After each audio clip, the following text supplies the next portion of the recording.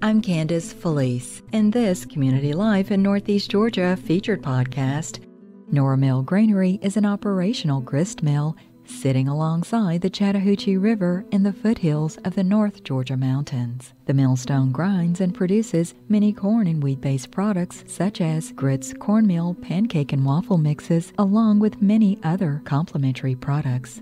Adjacent to the mill is an old-fashioned country store and gift shop named Nora Mill next door. It is stocked with thousands of food items and a large kitchen for cooking and serving samples. Today, we visit this historic mill with its miller, Tommy Martin, who is a native of White County and has worked for the mill for over 30 years.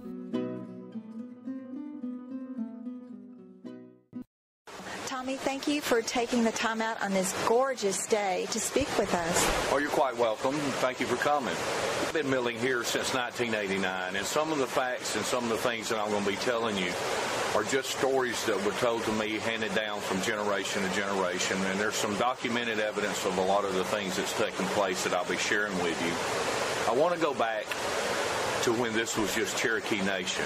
And 1813, there was a Native American Indian trail that came from Tennessee all the way to South Carolina, and then across the Appalachian Trail, which was called the Warrior's Path at that time. And the Cherokees had used this trail for years, and a man named Wiley asked the Cherokee Indian chief if he could widen this trail into a road.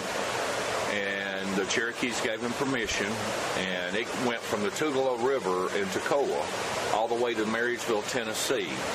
And it was a toll road. It was in 1815. It cost you 6 1/4 cents to ride it on horseback. And there was a lot of trade going on. And what made it so fascinating is the fact that the Battle of 1812 was happening. And the Mississippi River and the Ohio River was treacherous because of Tecumseh rallying all the Indians to fight against the Americans with the British. So this was a very healthy trade route coming from the ocean up the Savannah to the Tugelo, up this trail right into the heart of Tennessee. And then the clan of Indians that were here saw all the traffic on this little road and decided to do a land swap west of the Mississippi.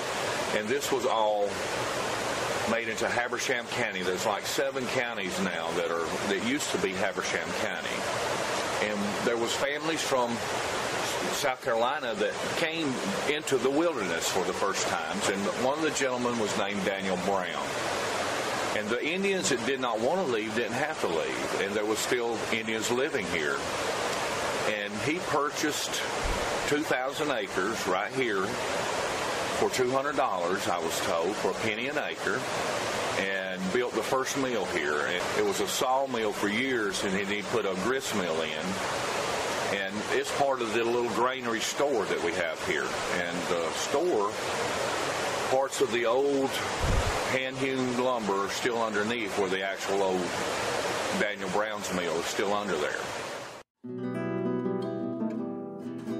Nora Grist Mills was built in 1876 by native Californian John Martin when he relocated to Georgia to mine for gold. After making Saltinacucci Valley his permanent home, Martin purchased French burr millstones weighing approximately 1,500 pounds from Paris, France, and a water turbine from Rome, Georgia. Again, Nora Granary miller Tommy Martin.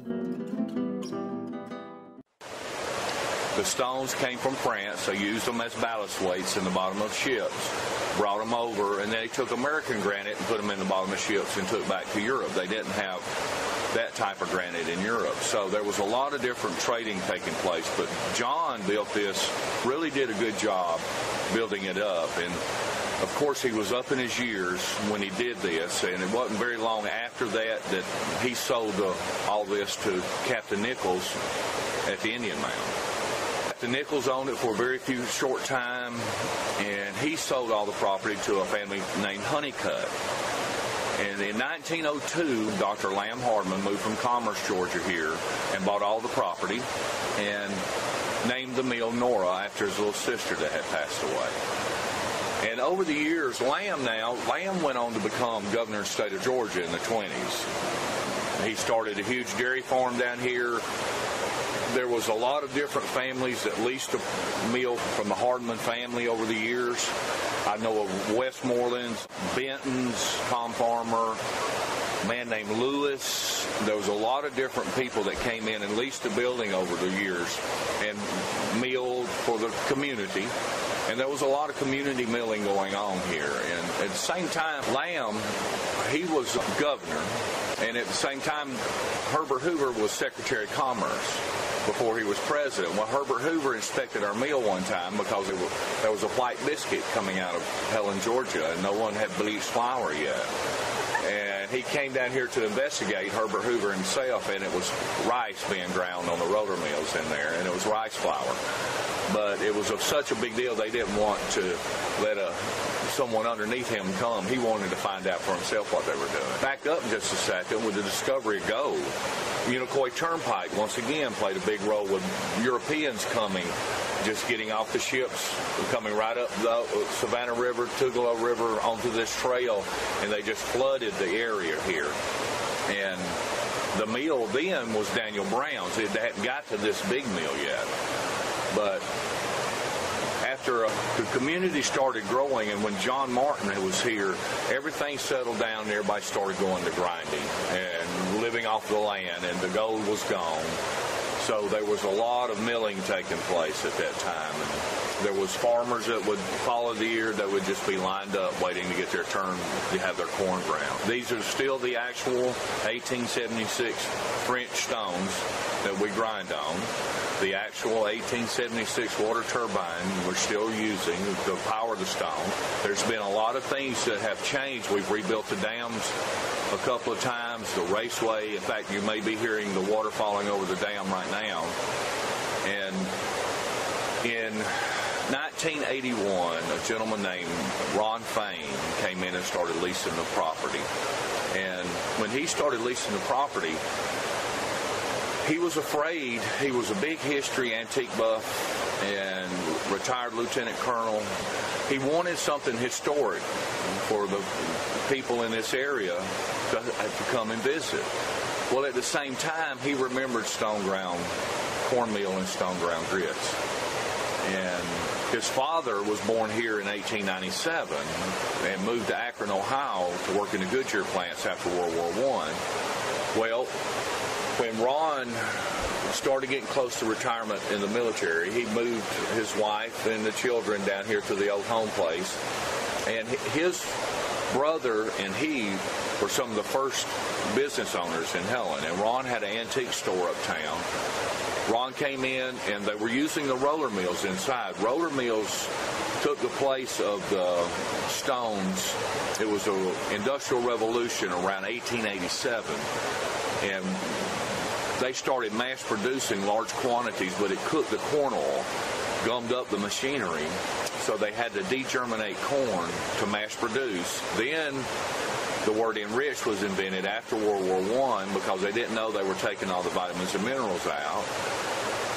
When they started enriching, and this is why grits, store-bought grits, have hardly any flavor, because they've been degerminated to mass produce. Ours is a whole grain product. And when Ron started leasing the building, he dismantled the 4 roller mills that were in there and invested his own money in getting those stones back, pouring the babbitt that hold the bearings. There is no ball bearings; it's all babbitt bearing on the mill and on the turbine.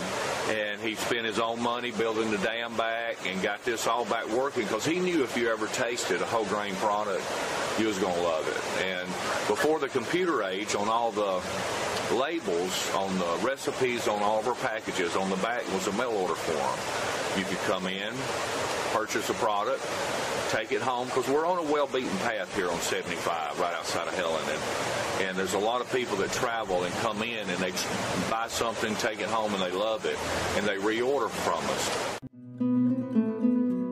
Nora Mill remained in the Hardman family until 1998, when it, along with 300 surrounding acres, was purchased by a group of investors associated with Nacoochee Village Limited. After a succession of millers throughout the years, in the early 1980s, retired Army Lieutenant Colonel Ron Fain worked with the Hardman family and leased Nora Mill. Working alongside his parents as the miller, the Fains brought the old mill back to life. What started out, George and Betty Fane, Ron's brother, got the old store part going for Grandma Fane. Ron got the old mill going for Grandpa to give them something to do in their latter years, because Grandpa lived to be 94. And when I first started working for the Fane family in 1989, Grandpa taught me the rhythm of the Stones sitting in the rocking chair. He could sit in that rocking chair and he'd say, "Your corn's getting low over there." And I'd walk over and look, and the rhythm of the Stones had changed, and he had heard the rhythm change and knew what was happening. And that's where I learned that. So I was really blessed to be around the old-timers like that taught me a lot about the mill. His son, David, taught me a lot about the mill, too. But as time went on, Joanne took more of an interest in a role in the mill. Grandma passed away, Grandpa passed away. George and Betty pulled out of the store part. Ron took it all over. And this is when the landlords changed. The Hardmans decided to sell off this section of property, and Tom Slick of the Habersham Winery and a few investors came in and bought all the property, and we started leasing from them. Now, Ron was a pretty smart businessman, and he had incorporated the name and registered trademarked the items. And he has really done a good job. And then our manager, Kristen Cantrell, she started working here when she was 15, 16 years old. And her and Joanne have really oriented the theme of the mill into a kitchen, cooking-oriented type atmosphere. As the popularity of the mill grew over the years, it became part of what is now known as Nacoochee Village. Martin says restaurants in many major cities like Chicago, New York, and Maryland serves the mill's grits, and fall tours beginning with Oktoberfest brings visitors from across the globe to taste and purchase many of the mill's grains and other specialty items. We have 9 restaurants in Chicago that serve our grits now.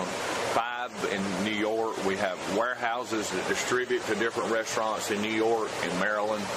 We have bed and breakfasts up and down the East Coast that serve our product. A lot of families from the Tennessee, South Carolina, North Carolina, Alabama, Mississippi area, and Florida is our biggest mail order state at the time. Have you ever wondered where the saying, "nose to the grindstone," originated? Well, Nora Mill Granary miller Tommy Martin explains. But while I'm grinding and I'm smelling for that grindstone, that is where the term nose to the grindstone comes from. As long as I keep my nose to the grindstone and stay focused, everything will be all right. So periodically I'm coming by and I'm smelling to make sure I have enough corn running through it to keep the two stones separated. Now, there was a punishment in the 1400s. There's like with any other saying, there's always 2 or 3 stories to it. But the staying focused work term is the miller keeping his nose to the grindstone. Although many changes have occurred over the years, the central mission of grinding fresh grains free of additives or preservatives remains the same for Nora Mill Granary. As we walk down the enclosed breezeway to the deck below, overlooking the large rainbow trout swimming in the beautiful Chattahoochee River, Martin explains the inner workings of the mill's refurbished grinding and milling machinery.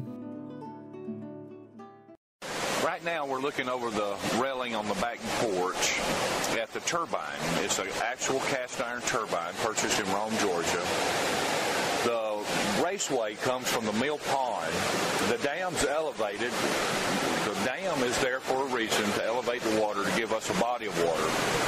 The water level in the mill pond is going to be the same water level that's dropping down into the box where the turbine sits. When the water comes down, drops down, it creates pressure. But it falling into that box that the turbine's sitting in magnifies that pressure.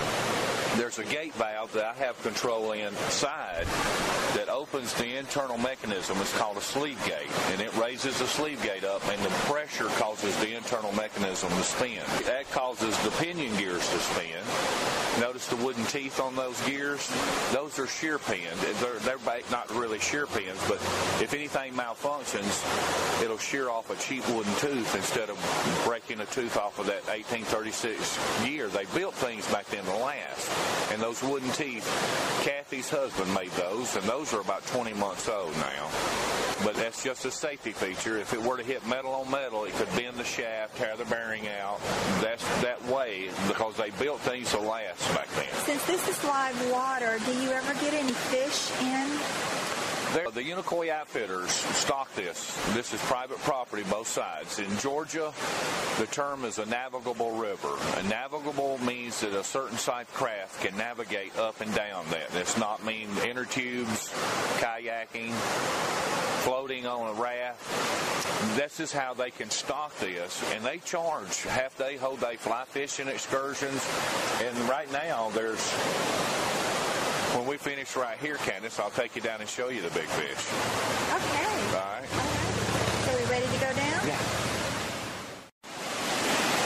Tommy, these are huge fish. These are the Unicoi Outfitters stock these, and they do a good job. The water temperature right now is just too warm to fish, but they're part of a Nacoochee village. If you don't know how to fly fish, they will teach you. They give lessons, and it's fly fishing only, catch and release. That's why some of these are so big. So the striped ones. That's a striped bass that's come from Lake Lanier. They migrate up, and they're starting to come in this time of year, and then they'll go back down. But there's two of them there now. Now, we took feed from the little feeders here from Habersham Winery and fed them like we were feeding the ducks. Are they trained? No, they're pretty territorial. It's about 1.5 mile stretch of river here that they fish on. So you're not just fishing here, you're fishing all up and down. And they've been on a couple of different sports channels for fishing, and people fly in from Wyoming to do it. But it's just part of our meal is people coming back here and watching the fish. Now, we walked down and looked underneath the building, and I'm showing her all the gears and pulleys that are underneath that are original for 1876. And parts of this old dry stack rock work is the 1824 mill that I was talking to you about with Daniel Brown. But it's all belts and pulleys after it leaves the turbine, and it causes the stones to turn. There's more gears and pulleys underneath. This is remnants of the old paddle wheel that was here. They left the paddle wheel up until the late 40s, early 50s, and took the paddle wheel out, and that's why it was Nora Mill's plural, because there was 2 mills here. As far as the original stones that are used here in the mill, can you explain why they haven't deteriorated? The pink granite from the Marne River Valley in France were the most sought-after stones at that time. They were the most expensive stones at that time. It is not a solid piece of granite. The granite that it is has minute particles of quartz in it, and it remains porous. And it keeps the stones cooler. When I drop my runner stone down on top of the bed stone, there's furrow grooves cut into the stones on the bottom and on the top stone that the stone never actually touch. You never want the 2 stones to rub together. And when it gets real close, it stays cool, and it remains, all your nutrients stay in your cornmeal, in your flour. You know, it's amazing how the old-timers knew this, but really didn't know it. They just knew that it was better if you didn't let it get hot. That was the problem with the rotor mills, is that they gummed up the machinery, got so hot, grinding so fast that it cooked the corn oil. But the pink granite, the ones that I have are like 6 and 7 pieces banded together to make a large stone, because that quarry ran out of the solid stones in the 1820s. Those stones are gone. I saw one pink granite on the internet 2 years ago, and they halfway wore out, and they wanted $10,000 for it. So they're very rare, but they're very hard, and they stay cool, so they're going to last longer. Now, when I'm starting to grind, the mill's coming out a little slot and dropping downstairs, going up elevator cups. All the elevator cups are taking the ground product up to either a sifter or a grit separator. It's separating or sifting. But as it's falling through the floor out that slot, I smell of it. I'm smelling to make sure the top stone is not touching the bottom stone. You won't get a piece of rock in your grits. You won't get a piece of stone in your cornmeal. It wears the furrows down. A lot of people come in and say, won't that just grind your teeth down? And that was the Egyptians and the indigenous tribes of Indians that was happening to. And there's been episodes where a gentleman built a mill and cut some granite in his backyard, and it wasn't supposed to be using that type of granite. There's granite that you just not use for grinding corn and wheat. You do not want a granite countertop type of granite because it gets slick and smooth. The pink granite remains porous. It still has air slots in it, and it keeps it cooler when it comes together. Now, as far as the grains themselves, being a purist, what is the shelf life of the grains? On all of our packages, we have a label, or on the back of some of the bags, it tells you to store it in a cool, dry place. We encourage you to take the whole grain product home, put it in a Ziploc freezer bag, Tupperware dish. Whole grain products, you can do this and it'll last a long, long, long time. We had one lady that called, they did a segment on the additives and preservatives going bad in the freezer, and she had already cooked her cornmeal. And she was saying, Lord, I hope y'all don't put additives. She said, I just ate some. I've had it in the freezer for a while. And she said, but it was just as good as the day I bought it. She said, but I was just afraid y'all put additives and preservatives in there. And we said, no, ma'am, we didn't. And asked her how long she had them in the freezer, and she said 12 years. And it was just as good as the day she bought it. And it's just amazing. We have restaurants that order 1,000 pounds at a time to save on shipping, and then they put them in tubs and put them in walk-in coolers, and it keeps them fresh. And the whole grains, the minerals and vitamins are still in them, and they just don't go bad by freezing. As far as like the little boll weevils and the mites that get into when you go back to the earlier days of that, how does that occur? Well, weevils are something that even grocery stores deal with. That's why a lot of your things in the grocery store are kept in the back. They've brought in refrigerated trucks. They've kept in the back in refrigeration. They put them out on the shelf, and there's so much shelf life, and then they expire. We keep ours fresh by not grinding it until we're ready to bag it. And as soon as we're bagged, there's a shelf life. And then, because we don't leave nothing on the shelf very long, because there's so many people coming and buying. And that's why we encourage you to take it home and get it in an airtight container. The airtight containers and the freezing element. See, weevils are a part of our life. Now, I've never seen any mites in our grain, but there's all different types. We have a special process that we do. We do not get local corn from Tom, Dick, and Harry, because it'll be 3 different types of cornmeal. We have our corn brought in from one place. It's non-GMO corn from Kentucky, and it's guaranteed the same, and it's a food-grade corn. Food grade is treated a little different than just what you bring in from the field.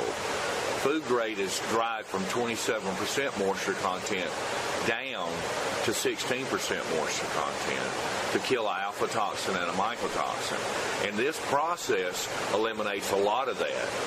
But it's very clean corn. It's not like you just grew it. See, a lot of the Georgia farmers grow agricultural corn, and we don't want agricultural corn. We want a food-grade corn. So we get all of ours so that you can get the same cornmeal next month, 2 years from now, 6 years from now, you'll have the same cornmeal from Nora Mill. Because quality like that is very important to us. Now, what is agricultural corn? Does it have less nutrients in it? A lot of the agricultural corn is specifically for ethanol or animal feed. They leave it on the field, let Mother Nature dry it to 16% moisture content. They go in there and get it, and they sell it. And they sell it to companies all over making ethanol, but you have to have it dried to 16% moisture content. If you leave your corn on the field till it dries to 16%, and in the ear of corn dries under the shuck, there's a mold that forms, and that's called alpha toxins and mycotoxins. And when they shuck that corn, see, they go in with a combine, and only the kernels of corn come off, and it's never been dried. And that's why food grade is taken and dried. But most of your agricultural corn, they grow a type of corn that's going to get as many bushels per acre as they can possibly get, because they're not interested in doing it for health or for food grade. If it was ours is grown differently, as well as harvest differently, it costs us more, but it's a better product for you as a customer because there's, back in the day, we really didn't get into all that. Everybody just brought whatever they had and they had it ground. We just don't do that here because it would jeopardize the integrity of our product. Milling something from your garden, we didn't know what kind of pesticides you use, what type of corn it was. See, back in the old days, the farmers used to shuck the corn, left it on the cob, and stored it in the barns on the cob, and that would dry and kill the alpha toxins and the mycotoxins. Even though they didn't know that's what they was doing, it was still beneficial for human consumption then. But back then, the animals ate the same as what we ate. But it's just, there's just so many different types of corn going around right now. And ours is a dent corn, yellow dent and white dent. And it's some of the best corn for food products that you can get. So what you find typically in the grocery store, what would that be? Would it be commercial or what you purchase? I'm not sure what type of corn they would use because I've never worked for them. Do you do wheat processing as well? When I first started here in '89, we did wheat, rye, buckwheat, and corn. The supply and demand, we have grown so much that we have our wheat brought in fresh, our rye brought in fresh, and our buckwheat brought in fresh. And we only do corn here now. But all the other products are fresh and fresh ground because we want you to have the best wholesome products you can get. They're just not done here. For customers who would like to have a multi-grain product, do you have those as well? Sure. We have what's called a Chattahoochee cereal, and it's a hot cereal. There's a 10-grain cereal, and there's multi-different types of grains, seeds, triticale, flaxseed, a lot of oats, cracked wheat, all mixed together to make a wonderful hot cereal. We have a 3-grain pancake mix. It's a very healthy pancake, if you believe in that. But it's my personal favorite, the 3-grain is, as far as pancakes go.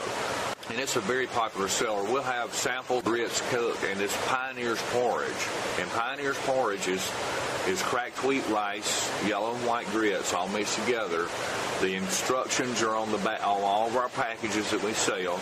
And it's a very popular item. Kathy's back here cooking cornbread, and we'll have just enough for you to taste. But there's all different types of multi-grain products here. Tommy, thanks so much for sharing all of this wonderful history and this beautiful day with us. Well, thank you, Candice, and I hope everybody has a great day. Today I've been speaking with Tommy Martin. He is the miller here at Nora Grist Mill in Helen, Georgia. If you'd like to find out more information on the Nora Grist Mill, you can go to noramill.com.